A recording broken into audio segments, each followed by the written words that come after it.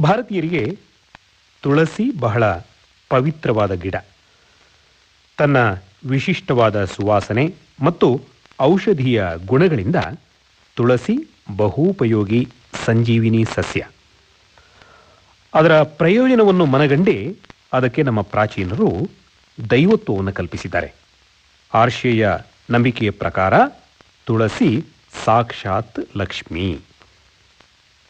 ತುಳಸಿಯ ಹುಟ್ಟಿನ ಬಗ್ಗೆ ಪುರಾಣಗಳಲ್ಲಿ ಬೇರೆ ಬೇರೆ ಕಥೆಗಳಿವೆ. ಕಾರ್ತಿಕ ಮಾಸದಲ್ಲಿ ತುಳಸಿ ಪೂಜೆಗೆ ವಿಶೇಷ ಮಹತ್ವವನ್ನು ಕಲ್ಪಿಸಲಾಗಿದೆ. ತುಳಸಿ ಪತ್ರ ಸಂಯುಕ್ತ ಜಲೇ ಸ್ನಾನಂ, ನೀರಿಗೆ ತುಳಸಿ ಎಲೆಯನ್ನು ಹಾಕಿ ಸ್ನಾನ ಮಾಡಿದರೆ ಅದರಿಂದ ಆರೋಗ್ಯ ವೃದ್ಧಿ ಎಂದು. ಕಿವಿ ಮತ್ತು ತಲೆಯಲ್ಲಿ ತುಳಸಿ ಪತ್ರ ಶೋಭಿಸುವವರ ಬಳಿ ಯಮಕಿಂಕರರು ಸುಳಿಯುವುದಿಲ್ಲ ಎಂದು ಸ್ಕಾಂದ ಪುರಾಣ ವರ್ಣಿಸಿದೆ. ದುರ್ವಾಸನ ಶಾಪದಿಂದ ದೇವೇಂದ್ರ ತನ್ನ ಸಮಸ್ತ ಸಂಪತ್ತನ್ನು ಕಳ್ಕೊಂಡ. ದೇವಲೋಕದ ಐಶ್ವರ್ಯ ಕ್ಷೀರ ಸಮುದ್ರದ ಪಾಲಾಯಿತು. ದೇವತೆಗಳು ಮತ್ತು ರಾಕ್ಷಸರು ಹಾಲಿನ ಕಡಲನ್ನು ಕಡೆದರು. ಐರಾವತ, ಕಲ್ಪವೃಕ್ಷ, ಚಂದ್ರ, ಲಕ್ಷ್ಮಿ, ಉಚ್ಚೈಶ್ಯವಸ್ಸೇನು, ಕುದುರೆ, ಕೌಸ್ತುಭ, ಧನ್ವಂತರಿ, ಹರಿತಕಿ ಅಂದರೆ ಅಳಲೆ ಗಿಡ, ಕಾಮಧೇನು, ಹೀಗೆ ಹಲವು ರತ್ನ ಸಮಾನ ವಸ್ತುಗಳು ಮಥನದಿಂದ ಹೊರಹೊಮ್ಮಿದುವು. ಅನಂತರ ಮುಪ್ಪು ಸಾವುಗಳನ್ನು ದೂರ ಮಾಡುವ ಅಮೃತ ಕಲಶ ಹೊರಬಂತು. ಕಲಶವನ್ನು ವಿಷ್ಣು ಕೈಗೆತ್ತಿಕೊಂಡ. ದೇವತೆಗಳ ಶ್ರೇಯಸ್ಸನ್ನು ಊಹಿಸಿ ಅವನ ಕಣ್ಣುಗಳಿಂದ ಆನಂದಾಶ್ರು ಹೊರಹೊಮ್ಮಿತು. ಅದು ಅವನ ಕೈಯಲ್ಲಿದ್ದ ಕಲಶದಲ್ಲಿ ಬಿತ್ತು. ತತ್ಕ್ಷಣ ಅಮೃತ ಕಲಶದಿಂದ ಸರ್ವಾಭರಣ ಭೂಷಿತಳು, ಸರ್ವಲಕ್ಷಣಯುಕ್ತಳೂ ಆದ ಕನ್ಯೆಯೊಬ್ಬಳು ಹುಟ್ಟಿದ್ಲು. ರೂಪಿನಲ್ಲಿ ಅವಳು ಅತುಲ್ಯ ಚೆಲುವೆ. ಅತುಲ್ಯ ಅಂದರೆ ತುಲನೆ ಮಾಡುವುದಕ್ಕೆ ಸಾಧ್ಯ ಇಲ್ಲ. ಆದ್ದರಿಂದ ಎಲ್ಲರೂ ತುಳಸಿ ಎಂದೇ ಅವಳನ್ನು ಕರೆದರು. ಬ್ರಹ್ಮಾದಿ ದೇವತೆಗಳು ಲಕ್ಷ್ಮಿ ಮತ್ತು ತುಳಸಿಯನ್ನು ವಿಷ್ಣುವಿಗೆ ಒಪ್ಪಿಸಿದರು. ದೇವಿ ಭಾಗವತ, ಬ್ರಹ್ಮವಿವರ್ತ ಪುರಾಣಗಳಲ್ಲಿ ಬರುವ ತುಳಸಿಯ ಕಥೆ ಸ್ವಲ್ಪ ಭಿನ್ನ. ಮನುವಂಶಜನಾದ ಹಂಸಧ್ವಜನಿಗೆ ಧರ್ಮಶೀಲನಾದ ಧರ್ಮಧ್ವಜ ಎಂಬ ಮಗನಿದ್ದ. ಧರ್ಮಧ್ವಜ ಮಾಧವಿ ದಂಪತಿಗೆ ಸಾಕ್ಷಾತ್ ಲಕ್ಷ್ಮಿ ತನ್ನ ಅಂಶದಿಂದ ಮಗಳಾಗಿ ಹುಟ್ಟಿದ್ಲು. ರೂಪಿನಲ್ಲಿ ಅವಳನ್ನು ಬೇರೆ ಸ್ತ್ರೀಯರೊಂದಿಗೆ ಹೋಲಿಸುವಂತಿರಲಿಲ್ಲ. ಆದ್ದರಿಂದ ಅವಳನ್ನು ತುಳಸಿ ಅಂತ ಕರೆದರು. ಬೆಳೀತಾ ಅವಳು ನಿರಂತರ ಹರಿಧ್ಯಾನದಲ್ಲಿ ನಿರತಳಾದ್ಲು. ತಂದೆ ತಾಯಿಯ ಅಪೇಕ್ಷೆಯನ್ನು ಕಡೆಗಣಿಸಿ ಹರಿಧ್ಯಾನಕ್ಕೆಂದು ಬದರಿಕಾಶ್ರಮವನ್ನು ಸೇರಿದ್ಲು. ಹಲವು ವರ್ಷ ವಿಷ್ಣುವನ್ನು ಉದ್ದೇಶಿಸಿ ಕಠಿಣ ತಪಶ್ಚರ್ಯೆಯಲ್ಲಿ ತೊಡಗಿದ್ಲು. ಬ್ರಹ್ಮ ಪ್ರತ್ಯಕ್ಷನಾದ. ನಿನ್ನ ಇಷ್ಟ ಏನು ಅಂತ ಕೇಳಿಕೊ ಮಗಳೇ ಅಂತ ಹೇಳಿದ. ತುಳಸಿ ವಿಷ್ಣು ತನಗೆ ಪತಿಯಾಗಬೇಕು ಅಂತ ಕೇಳಿಕೊಂಡ್ಳು. ಆಗ ಬ್ರಹ್ಮ, ಮಗಳೇ, ಶಂಖಚೂಡ ಎಂಬ ರಾಕ್ಷಸ ತಪಸ್ಸು ಮಾಡಿ ನಿನ್ನನ್ನೇ ಪತ್ನಿಯಾಗಿ ಪಡೆಯುವಂತೆ ವರ ಪಡೆದಿದ್ದಾನೆ. ನೀನು ಅವನನ್ನು ಪತಿಯಾಗಿ ಪಡೆದು ಮುಂದೆ ಕಾಲಾನುಕ್ರಮದಲ್ಲಿ ನಾರಾಯಣನನ್ನು ವರಿಸುವೆ. ಆದರೆ ಹರಿಯ ಅನುಗ್ರಹದಿಂದ ಸಮಸ್ತ ಪತ್ರಪುಷ್ಪಗಳಿಗೂ ಪ್ರಧಾನವಾದ ಗಿಡವಾಗುವೆ. ನಿನ್ನನ್ನು ಬಿಟ್ಟು ಮಾಡಿದ ಪೂಜೆ ಎಲ್ಲವೂ ಕೂಡ ವಿಫಲವಾಗುವುದು ಅಂತ ಹರಸಿ ಬ್ರಹ್ಮ ಅದೃಶ್ಯನಾದ. ತುಂಬು ಜೌವನೆ ತುಳಸಿ ಹರಿಯನ್ನು ನೆನೆಯುತ್ತಾ ವಿರಹ ವ್ಯಥೆಯಿಂದ ಕಂಗೆಟ್ಲು. ವಿಷ್ಣುವಿನಲ್ಲಿ ಅನುರಕ್ತಳಾಗಿ ತೀರ್ಥಸ್ನಾನ ಮಾಡ್ತಾ ತಪಸ್ಸಿಗೆ ತೊಡಗಿದ್ಲು. ಆಗ ಅವಳೆದುರು ಸ್ಫುರದ್ರೂಪಿ ಗಣಪತಿ ಬಂದ. ಗಣೇಶನ ರೂಪಕ್ಕೆ ಮರುಳಾದ ತುಳಸಿ ತನ್ನನ್ನು ವರಿಸು ಅಂತ ಬೇಡಿಕೊಂಡ್ಳು.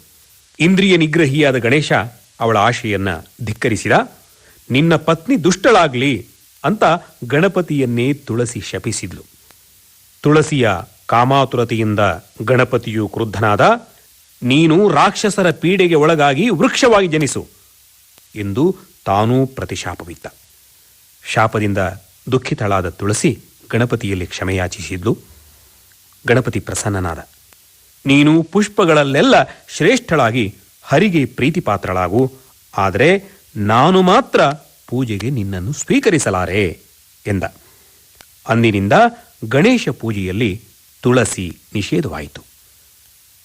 ಇದೇ ಸಮಯದಲ್ಲಿ ದಂಭಾಸುರನ ಮಗ ಶಂಖಚೂಡ ವಿಷ್ಣು ಮಂತ್ರೋಪದೇಶ ಪಡೆದು ಪುಷ್ಕರ ಕ್ಷೇತ್ರದಲ್ಲಿ ತಪಸ್ಸು ಮಾಡಿ ತುಳಸಿಯನ್ನು ವಿವಾಹವಾಗುವುದಕ್ಕೆ ಸಿದ್ಧಿ ಪಡೆದ. ಒಮ್ಮೆ ತುಳಸಿ ಶಂಖಚೂಡರ ಭೇಟಿಯಾಯಿತು. ಇಬ್ರು ಪೂರ್ವಜನ್ಮದಲ್ಲಿ ತಾವು ಗೋಪಿಕೆಯರಾಗಿ ಹರಿಯ ಆಸ್ಥಾನದವರಾಗಿದ್ದು ಈಗ ಪತಿ ಪತ್ನಿಯರಾಗಿಯೇ ಬಾಳುವುದಕ್ಕೆ ಹುಟ್ಟಿ ಬಂದವರು ಅಂತ ಸ್ಮರಿಸಿಕೊಂಡ್ರು. ಬ್ರಹ್ಮನ ಸಲಹೆಯಂತೆ ಗಾಂಧರ್ವ ವಿಧಿಯಿಂದ ವಿವಾಹವಾದರು. ಶಂಖಚೂಡ ತುಳಸಿಯರ ದಾಂಪತ್ಯ ಸುಖವಾಗಿ ಕಳೆಯಿತು. ತುಳಸಿಯನ್ನು ವರಿಸಿದ ಬಳಿಕ ಶಂಖಚೂಡನ ಶಕ್ತಿ ಇಮ್ಮಡಿಸಿತು. ಸೈನ್ಯ ಸಮೇತ ಸ್ವರ್ಗಕ್ಕೆ ಧಾಳಿಯಿಟ್ಟು ದೇವಲೋಕವನ್ನೂ ಸೂರೆಗೊಂಡ. ಇಂದ್ರ ಪರಿವಾರ ಸಮೇತ ವಿಷ್ಣುವಿಗೆ ದೂರು ಕೊಟ್ಟ. ವಿಷ್ಣು ನಾನಿತ್ತ ಕವಚ ಶಂಖಚೂಡನ ಕಂಠದಲ್ಲಿ ಇರುವವರೆಗೂ ಅವನನ್ನು ಯಾರೂ ಕೊಲ್ಲಲಾರರು. ಅವನ ಪತ್ನಿ ತುಳಸಿಯ ಪಾತಿವ್ರತ್ಯವನ್ನು ಕೆಡಿಸಿ ಲೋಕದಲ್ಲಿ ಶಾಂತಿ ನೆಲೆಸುವಂತೆ ಮಾಡುವೆ ಎಂದು ಸರ್ವರಿಗೂ ಅಭಯ ನೀಡಿದ. ಶಂಖನ ವಧೆಗೆ ಶಂಕರನ ಕೈಗೆ ವಿಷ್ಣು ಶೂಲಾಯುಧವನ್ನು ನೀಡಿದ.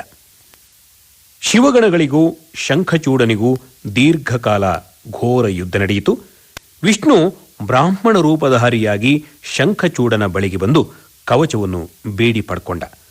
ತುಳಸಿಯ ಬಳಿಗೆ ಹೋಗಿ ಶಂಖಚೂಡನ ರೂಪವನ್ನೇ ತಾಳಿ ಆಕೆಯೊಂದಿಗೆ ಪೀಡಿಸಿ ಅಲ್ಲಿಂದ ಅಂತರ್ಧಾನನಾದ. ಬಲಹೀನನಾದ ಶಂಖನನ್ನು ಶಿವ ತ್ರಿಶೂಲದಿಂದ ಇರಿದು ಕೊಂದ. ಸಮುದ್ರದ ತುಂಬೆಲ್ಲ ಶಂಖಚೂಡನ ಮೂಳೆಗಳು ಶಂಖ ರೂಪದಿಂದ ಕಂಗೊಳಿಸಿದುವು. ಹರಿಯ ಭಕ್ತರು ಪವಿತ್ರ ಶಂಖವನ್ನು ದೇವತಾರ್ಚನೆಗಾಗಿ ಕೈಗೆತ್ತಿಕೊಂಡರು. ಹರಿಪೂಜೆಯಲ್ಲಿ ಶಂಖ ಅಂದಿನಿಂದ ಬಳಕೆಗೆ ಬಂತು. ತನ್ನ ಗಂಡನನ್ನು ಕಳಕೊಂಡ ತುಳಸಿ ವಿಷ್ಣುವನ್ನು ಕಲ್ಲು ಹೃದಯದವನು ಅಂತ ಜರದ್ಲು. ಭೂಲೋಕದಲ್ಲಿ ಪಾಷಾಣವಾಗುವಂತೆ ಶಪಿಸಿದ್ಲು. ವಿಷ್ಣು ಸಾಲಿಗ್ರಾಮ ಶಿಲೆಯಾದ. ತುಳಸಿಯ ತಪಸ್ಸು ಮತ್ತು ನಿಷ್ಠೆಗೆ ಮೆಚ್ಚಿದ ಹರಿ ಗಂಡಕಿ ಎಂಬ ನದಿಯಾಗುವಂತೆಯೂ ದೇವತಾ ಪೂಜೆಗಾಗಿ ಶ್ರೇಷ್ಠ ತುಳಸಿ ಗಿಡವಾಗುವಂತೆಯೂ ತುಳಸಿಯನ್ನು ಹರಸಿದ. ತುಳಸೀ ದೇವಿಯ ಕೂದಲು ಬಿದ್ದಲ್ಲೆಲ್ಲ ತುಳಸಿ ಗಿಡಗಳು ಹುಟ್ಟಿ ಲೋಕ ಪೂಜಿತವಾದವು. ತುಳಸೀ ಪತ್ರ ತೋಯಂ ಚ ಮೃತ್ಯುಕಾಲೇ ಚ ಯೋ ಲಭೇತ್. ಮೃತ್ಯುಕಾಲದಲ್ಲಿ ತುಳಸಿಯ ಎಲೆಯಿಂದ ಕೊಡುವ ನೀರನ್ನು ಕುಡಿಯುವುದರಿಂದ ಸಕಲ ಪಾಪ ಪರಿಹಾರವಾಗಿ ವೈಕುಂಠ ಪ್ರಾಪ್ತಿಸುತ್ತದೆ ಎಂಬ ನಂಬಿಕೆಯು ಲೋಕದಲ್ಲಿ ರೂಢಿಗೆ ಬಂತು. ಶಿವಪುರಾಣ ತುಳಸಿಯ ಜನ್ಮಕಥೆಯನ್ನು ಬೇರೆ ರೀತಿಯಲ್ಲಿ ಚಿತ್ರಿಸಿದೆ. ಜಲಂಧರನ ವಧೆಯ ಬಳಿಕ ಅವನ ಪತ್ನಿ ವೃಂದೆಯ ಚಿತಿಯಲ್ಲಿ ದೇವತೆಗಳು 3 ಬೀಜಗಳನ್ನು ಬಿತ್ತಿದರೆಂದು, ಗೌರಿ ಕೊಟ್ಟ ಬೀಜದಿಂದ ತುಳಸಿ ಗಿಡ ಹುಟ್ಟಿತೆಂದು ಕಥೆಯಿದೆ. ಹೀಗೆ ಇಂದಿಗೂ ಕಾರ್ತಿಕ ಮಾಸದಲ್ಲಿ ಭಕ್ತ ಜನರಿಂದ ವಿಶೇಷ ಪೂಜೆ ಪಡೆಯುವ ತುಳಸಿಯ ಕಥೆ ಪುರಾಣಗಳಲ್ಲಿ ಬಹುವಿಧವಾಗಿ ವರ್ಣಿತವಾಗಿದೆ.